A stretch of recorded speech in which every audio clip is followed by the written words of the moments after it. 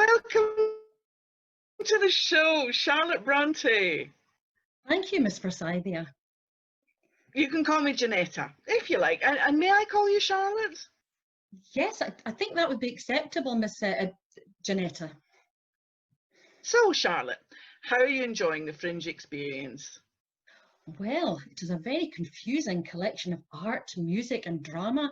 It's almost overwhelming. And there seems to be an unhealthy obsession with the works of Jane Austen. Oh, so you're not a fan then?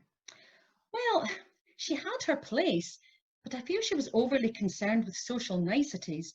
And does her ostentatious show really have to be on every year? Okay, I gather you've been meeting other authors at the book festival, some more to your taste? Oh yes, I've met some lovely writers. There was that Mr. Christopher Brookmeyer, very amusing gentleman, although I have to say I don't understand many of the words in his books. And Mr. Ian Rankin, he has a very flawed and interesting character in Inspector Rebus, a character facing many demons. Very flawed.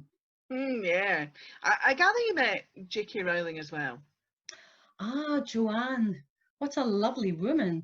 I felt very akin to her, although I have to say I was reluctant to read her Harry Potter books at first. Why was that? Well, they are set in a boarding school, and I feel I have had my fill of boarding schools, although it turned out to be a most delightful school, although with an appropriate amount of horror. I only wish I had had a magic wand for some of the people I encountered in my school. Moving on to your books, you must be delighted at the success of Jane Eyre. I gather they're planning adaptations for TV and film. Yes, it is so gratifying to have people praise my work, and the filming process seems most exciting. Have you been much involved in the filming process?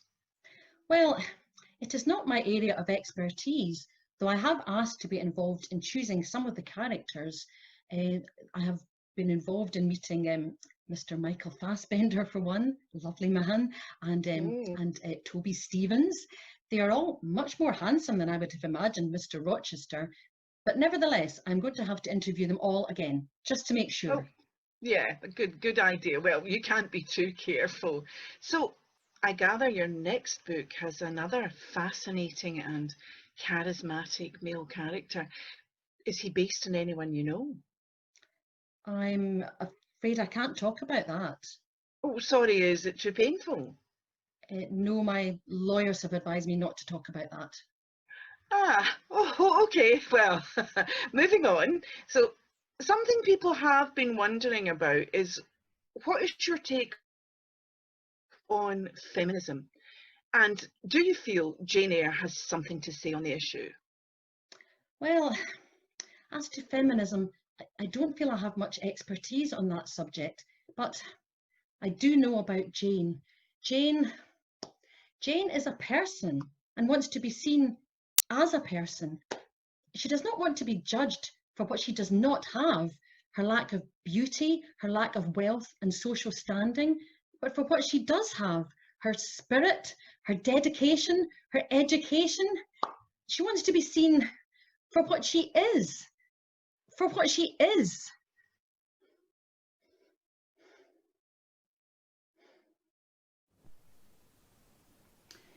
The interview went on and was most interesting, but it feels unreal somewhat. How I wish Emily and Anne could have been here with me, enjoying some of the success. Alas, I feel that their genius will never be fully recognised.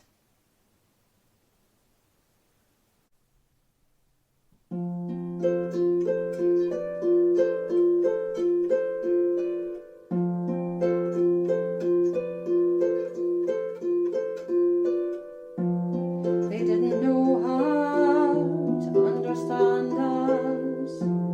They didn't try to get to know us.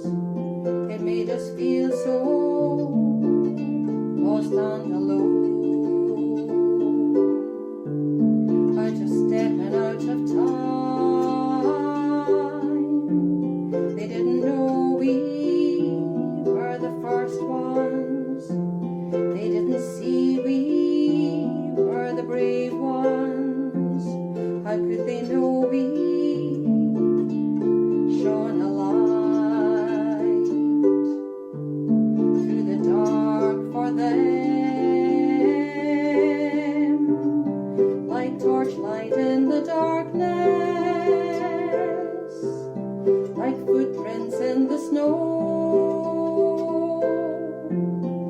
a path cut through the forest. Someone has to lead the way. Someone has to lead the way.